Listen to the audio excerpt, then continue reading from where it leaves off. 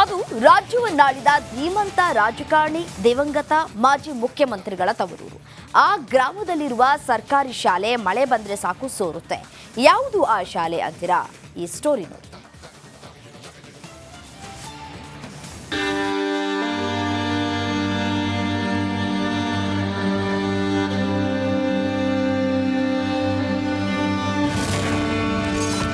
ಬಿರುಕು ಬಿಟ್ಟ ಗೋಡೆ, ಒಡೆದ ಹಂಚು. ಇದು ಶಾಲೆಯೋ ಪಾಳು ಮನೆಯೋ? ಶಿಥಿಲಗೊಂಡು ಅಲ್ಲಲ್ಲಿ ಬಿರುಕು ಬಿಟ್ಟಿರುವ ಶಾಲೆ, ಒಡೆದ ಅಂಚಿನಲ್ಲಿ ಸೋರುತ್ತಿರುವ ನೀರು. ಇದು ದಾವಣಗೆರೆ ಜಿಲ್ಲೆಯ ಚನ್ನಗಿರಿ ತಾಲೂಕಿನ ಸರ್ಕಾರಿ ಶಾಲೆಯ ದುಸ್ಥಿತಿ.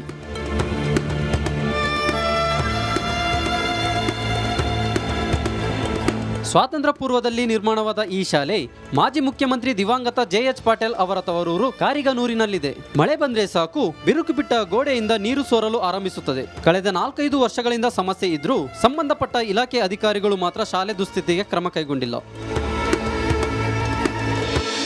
ಸುಮಾರು ವರ್ಷದಿಂದಲೂ ಕೂಡ ಶಾಲೆ ಸ್ಥಾಪನೆಯಲ್ಲಿರುತ್ತದೆ. ಜೊತೆಗೆ ಶಾಲೆ ಶಿಥಿಲಗೊಂಡು ಸುಮಾರು 4-5 ವರ್ಷ ಆಗಿದೆ. ಜೊತೆಯಲ್ಲಿ ಎಲ್ಲ ಮನವಿಗಳನ್ನು ಕೊಟ್ಟಿದ್ದೀವಿ. ಮಳೆ ಬಂದಂಥ ಸಂದರ್ಭದಲ್ಲಿ ಎಲ್ಲ ಮಕ್ಕಳು ಕೂಡ ತಲೆ ಮೇಲೆ ಬ್ಯಾಗ್ ಇಟ್ಕೊಂತ ಕೇಳೋ ಪರಿಸ್ಥಿತಿಲಿದೆ. ಕೂರ್ಲಿಕ್ಕೆ ಮಕ್ಕಳಿಗೆ ಡೆಸ್ಕು ಕೂಡ ಇಲ್ಲ. ಕೂರ್ಲಿಲ್ಲಿ ಎಲ್ಲ ಬಡ ಮಕ್ಕಳು ಓದ್ತಾ ಇರೋದಿಲ್ಲಿ.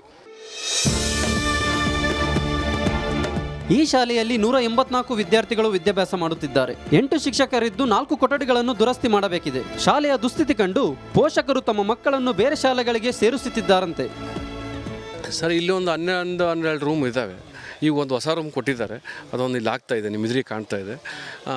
6 ರೂಮ್ ಅಂತೂ ಯಾವುದೇ ದುರಸ್ತಿ ಹಂತದಲ್ಲೇ ಇದ್ದಾವೆ. ದುರಸ್ತಿ ಅಂದರೆ ಏನಕ್ಕೆ, ದುರಸ್ತಿ ಅನ್ನೋಕ್ಕಿಂತ ಯೂಸ್ ಮಾಡಿದ ಸ್ಥಿತಿಗೆ ಹೋಗಿದ್ದಾವೆ. ಈ ಪ್ರಾಬ್ಲಮ್ ಇರೋದ್ರಿಂದ ದಯಮಾಡಿ ಇದಕ್ಕೆ ಸರ್ಕಾರ ಏನಾದರೂ ಈ ಶಾಲೆಗೆ ಕಣ್ ತೆರೆದು ರೂಮ್ಗಳನ್ನು ಕೊಟ್ಟರೆ ಒಳ್ಳೆಯದಾಗುತ್ತೆ ನಮ್ಮ ಶಾಲೆಗೆ ಅಂತ ನನ್ನ ಅಭಿಪ್ರಾಯ ಸರ್. ಪ್ರತಿನಿತ್ಯ ಮಕ್ಕಳು ಜೀವ ಭಯದಲ್ಲೇ ಪಾಠ ಕೇಳಬೇಕಾಗಿದ್ದು, ಇನ್ನಾದರೂ ಸಂಬಂಧಪಟ್ಟ ಅಧಿಕಾರಿಗಳು ಎಚ್ಚೆತ್ತುಕೊಂಡು ಶಾಲೆ ದುಸ್ಥಿತಿಗೆ ಮುಂದಾಗುತ್ತಾರಾ ಎಂದು ಕಾದು ನೋಡಬೇಕಾಗಿದೆ.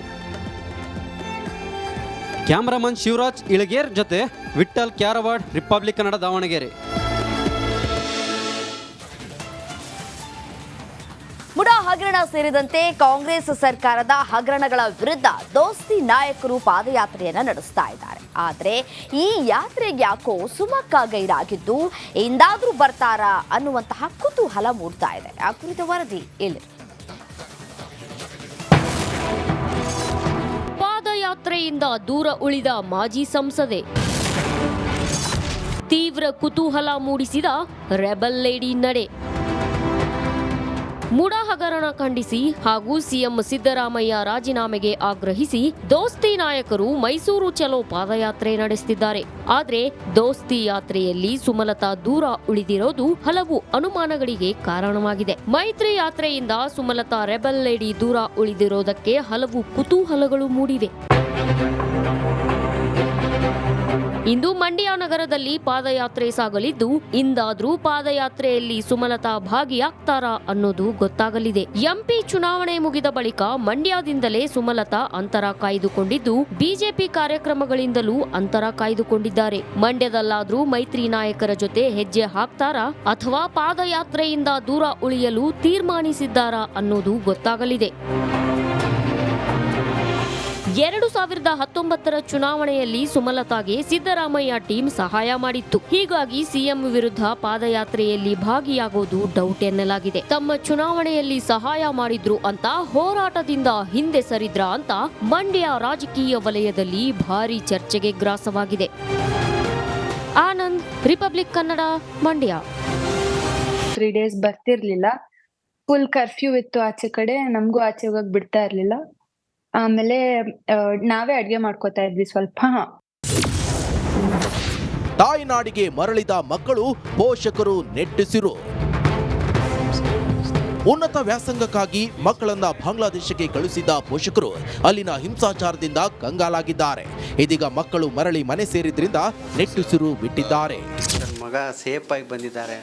ಸೇಫಾಗಿ ಬಂದಿದ್ದು ತುಂಬ ಖುಷಿ ಆಯ್ತು ರೀ. ಎಲ್ಲ ಸೇಮ್ ಆಫೀಸ್, DC ಸಾಹೇಬರು, ADC ಸಾಹೇಬರು ಮತ್ತು ನಮ್ಮ ಬೆಳಗಾಂ MP ಸಾಹೇಬರು, ಆಮೇಲೆ ಇವನ್ ನಮ್ಮ ಉತ್ತರ ಭಾಗದ ಈ ನಮ್ಮ MLA ಸಾಹೇಬ್ರೇನು ರಾಜು ಸೇಟ್ ಅದಾರಲ್ಲ, ಅವ್ರಿಗೂ ನಾವು ಹೋಗಿ ಅಪ್ರೋಚ್ ಮಾಡಿದ್ವಿ. ಅವರು ಹೆಲ್ಪ್ ಮಾಡಿದರು. ಇವರೆಲ್ಲರದ್ದು ಹೆಲ್ಪ್ದಿಂದ ನಮ್ಮ ಮಗ ನಮ್ಮ ಬೆಳಗ್ಗೆ ಬಂದು ನಮ್ಮ ಮನೆ ಮುಟ್ಟಿದ್ದು.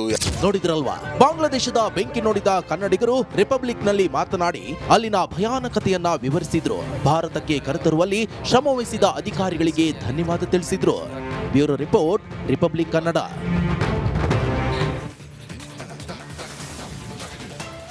Darshan and gang ಬಂಧನವಾಗಿದೆ.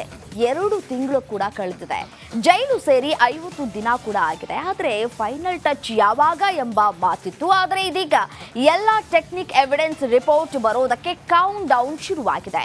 ಆ ಕುರಿತು ಒಂದು ರಿಪೋರ್ಟ್ ಇಲ್ಲಿದೆ. ದರ್ಶನ್ ಅಂಡ್ ಗ್ಯಾಂಗ್ಗೆ ಎಫ್ಎಸ್ಎಲ್ ಟೆನ್ಷನ್. ಎಫ್ಎಸ್ಎಲ್ ರಿಪೋರ್ಟ್ಗೆ ಕೌಂಟ್ ಡೌನ್ ಶುರು. ಚಿತ್ರದುರ್ಗದ ರೇಣುಕಾಸ್ವಾಮಿ ಹತ್ಯೆ ಆರೋಪದಲ್ಲಿ ಜೈಲು ಸೇರಿರುವ ದರ್ಶನ್ ಅಂಡ್ ಗ್ಯಾಂಗ್ ಸದ್ಯ ಆನೇಕಲ್ನ ಪರಪ್ಪನ ಅಗ್ರಹಾರದ ಸೆಂಟ್ರಲ್ ಜೈಲಿನಲ್ಲಿ ಮುದ್ದೆ ಮುರಿಯುತ್ತಿದ್ದಾರೆ. ಕೊಲೆ ಆರೋಪದಲ್ಲಿ ಬರೋಬ್ಬರಿ 17 ಜನ ಆರೋಪಿಗಳ ಬಂಧನವಾಗಿದ್ದು, ಕೊಲೆ ಮಾಡಿದ್ದಾರೆ ಅಂತ ಸಾಬೀತುಪಡಿಸಲು ಇರುವ ಎಫ್ಎಸ್ಎಲ್ ರಿಪೋರ್ಟ್ ಯಾವಾಗ ಬರುತ್ತೆ ಎಂಬ ಉತ್ತರಕ್ಕೆ ತೆರೆ ಬಿದ್ದಿದೆ. ಹೌದು, ಡಿ ಅಂಡ್ ಗ್ಯಾಂಗ್ ಲಾಕ್ ಆಗಲು ಇರುವ ಬಹುದೊಡ್ಡ ಅಸ್ತ್ರಗಳೆಂದ್ರೆ ಅದು ಟೆಕ್ನಿಕಲ್ ಎವಿಡೆನ್ಸ್. ಈಗಾಗಲೇ 100ಕ್ಕೂ ಹೆಚ್ಚು ಸಾಕ್ಷಿಗಳನ್ನ ಕಲೆಕ್ಟ್ ಮಾಡಿದ್ದ ಕಾಮಾಕ್ಷಿಪಾಳ್ಯ ಪೊಲೀಸರು ಸಿಸಿಟಿವಿ ಮತ್ತು ಟೆಕ್ನಿಕಲ್ ಎವಿಡೆನ್ಸ್ ಅನ್ನ ಎಫ್ಎಸ್ಎಲ್ಗೆ ನೀಡಿತ್ತು. ಈ ಪ್ರಕರಣದಲ್ಲಿ ಸಿಸಿಟಿವಿ ದೃಶ್ಯಗಳೇ ಪ್ರಬಲ ಸಾಕ್ಷಿಯಾಗಿತ್ತು. ಎಲ್ಲ ಎವಿಡೆನ್ಸ್ ನ ವರದಿ ಬರೋದೊಂದೇ ಬಾಕಿ ಇತ್ತು. ಇದೀಗ ಎಲ್ಲ ಎಫ್ಎಸ್ಎಲ್ ರಿಪೋರ್ಟ್ ರೆಡಿಯಾಗಿದೆ. ಬೆಂಗಳೂರು, ಹೈದರಾಬಾದ್ 2 ಎಫ್ಎಸ್ಎಲ್ ಕಚೇರಿಗಳಲ್ಲಿ ರಿಪೋರ್ಟ್ಗಳು ರೆಡಿಯಾಗಿದೆ. ಪೊಲೀಸರು ಅಷ್ಟೇ ಅಲ್ಲದೆ ಈಗ ಟೆಕ್ನಿಕಲ್ ಎವಿಡೆನ್ಸ್ಗಳಿಗೆ ನ್ಯಾಯಾಲಯ ಕೂಡ ಹೆಚ್ಚು ಒತ್ತು ಕೊಡುತ್ತಿದೆ. ಒಬ್ಬ ದೊಡ್ಡ ಸ್ಟಾರ್ ಆರೋಪಿಯಾಗಲು ಇಂತಹ ಎವಿಡೆನ್ಸ್ ಮುಖ್ಯವಾಗಿವೆ. ಹೀಗಾಗಿ ಈ ವಾರಾಂತ್ಯದಲ್ಲಿ ಎಫ್ಎಸ್ಎಲ್ ಫೈನಲ್ ರಿಪೋರ್ಟ್ ಪೊಲೀಸರ ಕೈ ಸೇರುವ ಸಾಧ್ಯತೆ ಇದೆ. Crime bureau, Madesh, republic Kannada.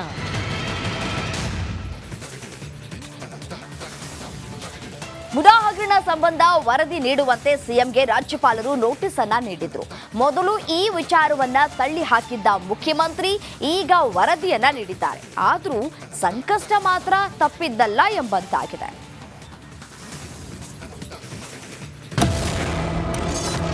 MUDA ಹಗರಣದಲ್ಲಿ ಸಿಎಂಗೆ ತಪ್ಪದ ಸಂಕಷ್ಟ. ಕಾನೂನು ಹೋರಾಟ ನಡೆಸಲು ಸಕಲ ಸಿದ್ಧತೆ. ಮುಡಾ ಹಗರಣ ಸಂಬಂಧ ಸಂಪೂರ್ಣ ವರದಿ ನೀಡುವಂತೆ ಸಿಎಂಗೆ ರಾಜ್ಯಪಾಲರು ಶೋಕಾಸ್ ನೋಟಿಸ್ ನೀಡಿದ್ರು. ಆದರೆ ಸಂಪುಟ ಸಭೆಯಲ್ಲಿ ಅವರ ನಿರ್ಧಾರವನ್ನ ತಳ್ಳಿ ಹಾಕಲಾಯಿತು. ಟಿಜೆ ಅಬ್ರಾಹಂ ರಾಜ್ಯಪಾಲರನ್ನ ಭೇಟಿಯಾಗಿ ಹಗರಣ ಸಂಬಂಧ ಕಂಪ್ಲೀಟ್ ವರದಿ ನೀಡಿದ ಬಳಿಕ ಸಿದ್ದರಾಮಯ್ಯಗೆ ಢವಢವ ಶುರುವಾದಂತಿದೆ. ಹೀಗಾಗಿ ಪ್ರತ್ಯೇಕವಾಗಿ ವರದಿ ಸಲ್ಲಿಸಿದ್ದಾರೆ. ಸುಮಾರು 150 ಪುಟಗಳಿಗೂ